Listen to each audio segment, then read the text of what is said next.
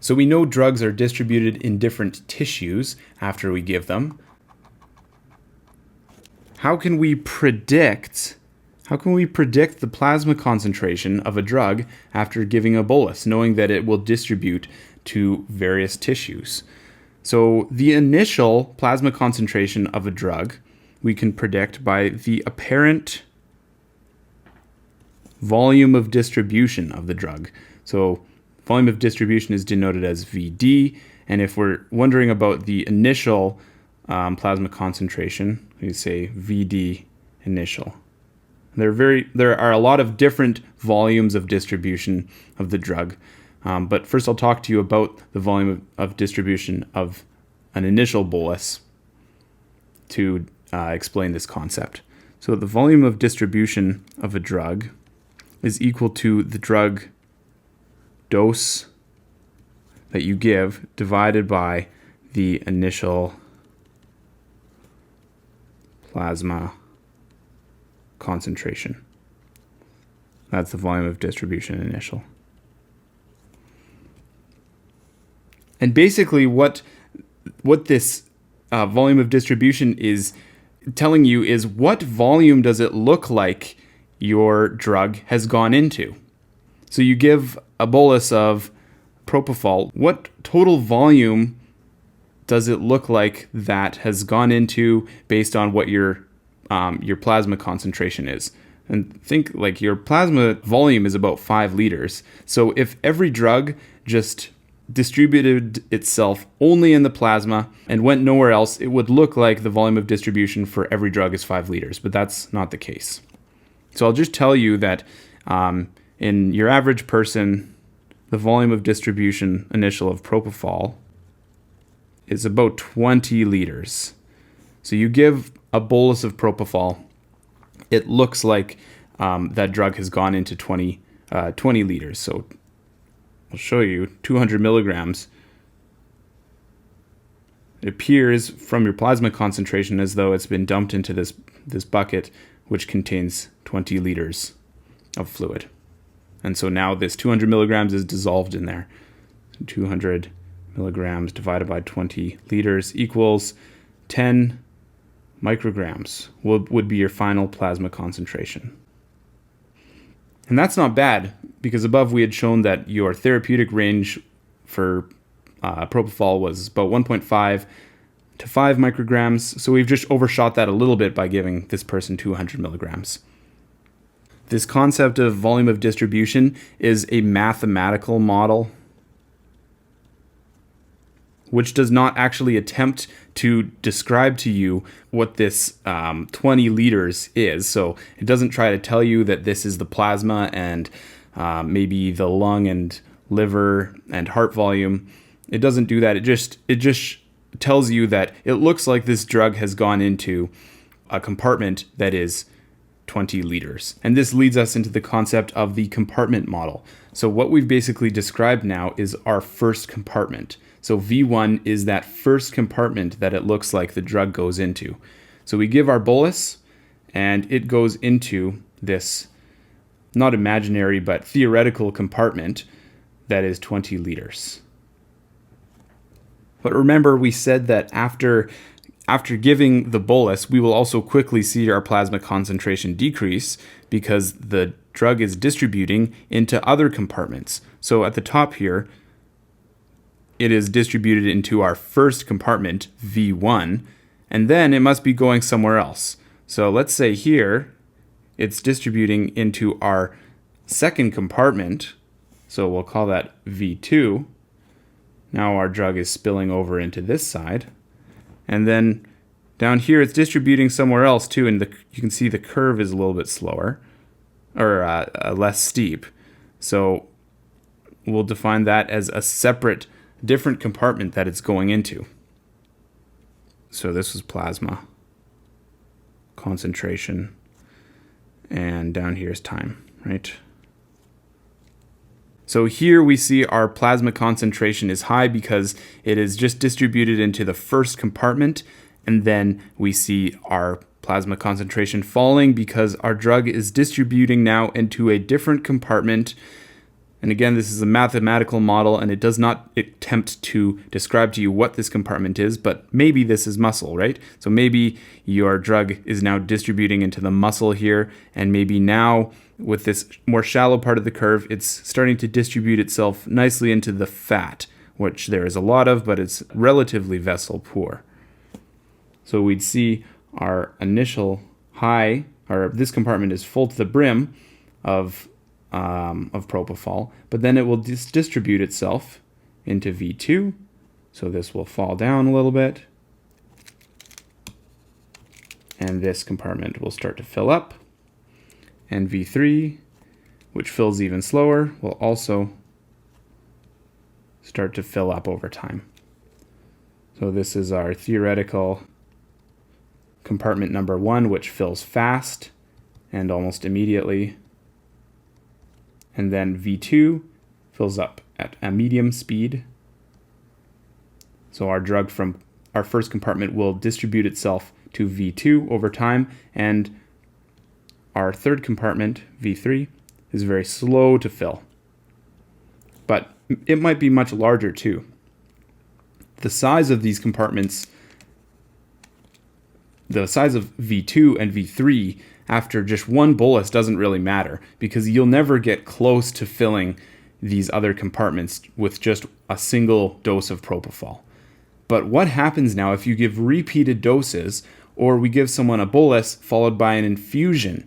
You can imagine that we keep on adding drug to this compartment. This one will fill up, and then this compartment will fill up too, and eventually this compartment will fill up. So let's show you that as well. Let's say here we give our propofol bolus. And remember, we have our therapeutic range, which exists somewhere like this. And so instead of letting it fall below our therapeutic range and letting the person regain consciousness, let's say we're running a total intravenous anesthetic and we don't want them to become conscious again. So we need to give a infusion of propofol to maintain them in this therapeutic range, instead of letting the drug distribute itself to these different compartments. So we'll give an infusion here to maintain their plasma concentration of propofol. So going back here, we gave our initial bolus again, and then we keep adding to this compartment. And then maybe we'll take it down here just to clear this up. So our initial bolus will fill up this compartment, and then, yes, this will be distributing to here and to here.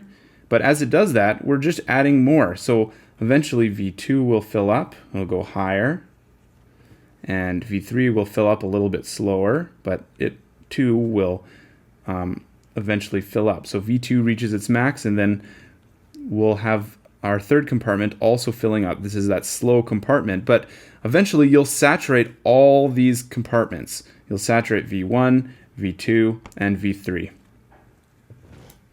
So now we have a case where the plasma is saturated, all our fatty tissue is saturated, the muscle group is saturated with this drug.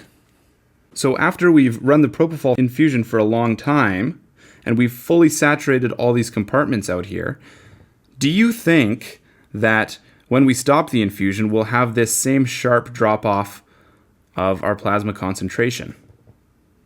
The answer to that is no, because the reason this fell was because the drug was distributing to other compartments. But now, since all those other compartments are full, the drug does not have anywhere to distribute itself, at least initially, until those compartments start emptying.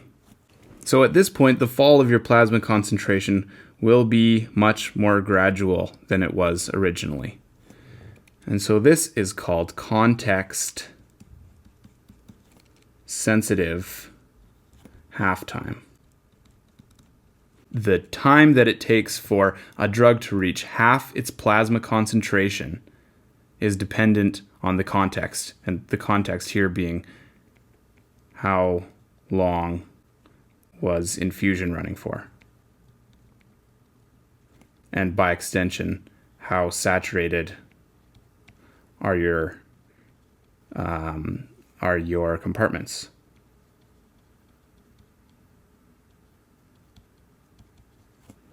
So again, this is the time for plasma concentration to reach 50% after stopping your infusion. We turn our infusion off, and then we watch and wait how long it takes for our plasma concentration to reach 50% of what it was originally. So I'll show you on this graph the context sensitivity of two different drugs, propofol and fentanyl, which is an interesting one. So this is context sense half-time. And let's say this is 500 minutes up here, and this is 50 minutes down here. And then our infusion, this is, again, your context is the infusion duration. So let's make this 12 hours over here, because it's not unreasonable to be running an infusion for 12 hours in ICU or a long neuro case or something. So your propofol time or context sensitive half-time will start low, and it will raise as these compartments fill up, and then it stays at around 50 minutes, no matter how long you run the infusion.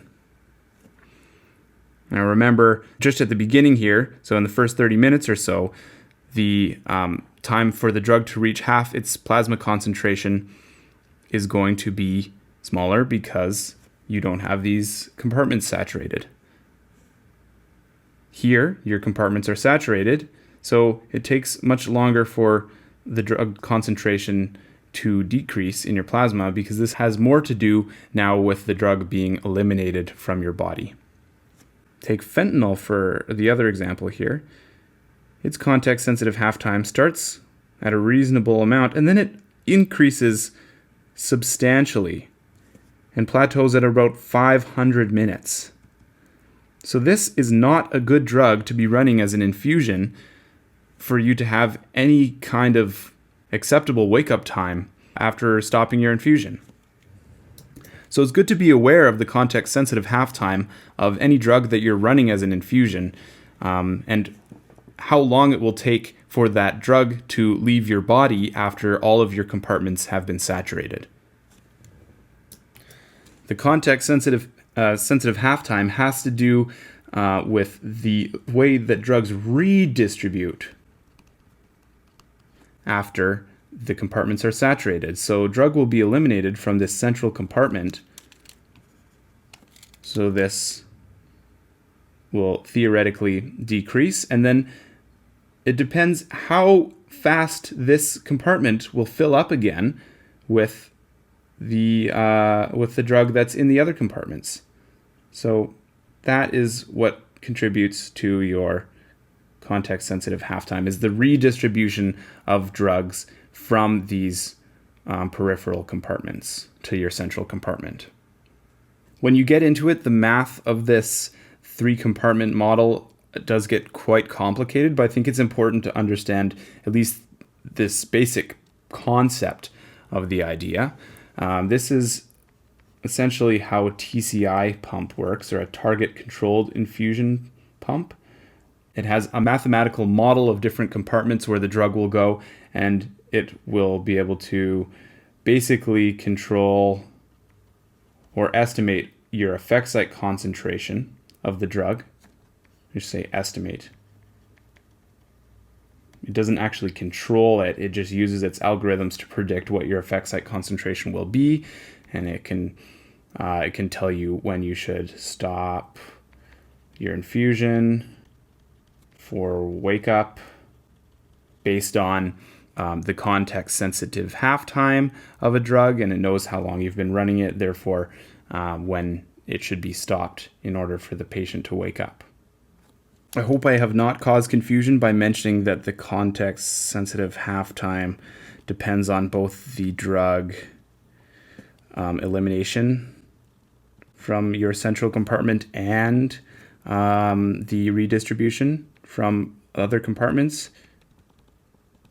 In reality, it does it is affected by both of these things, which is why I mentioned both. The drug elimination from the central compartment is what makes room in this compartment for the drug to redistribute from the peripheral compartments, and then the speed at which the drug redistributes to this central compartment will determine how fast this refills from the periphery. So it is both the drug elimination and redistribution from other compartments that determines your context sensitivity half-time.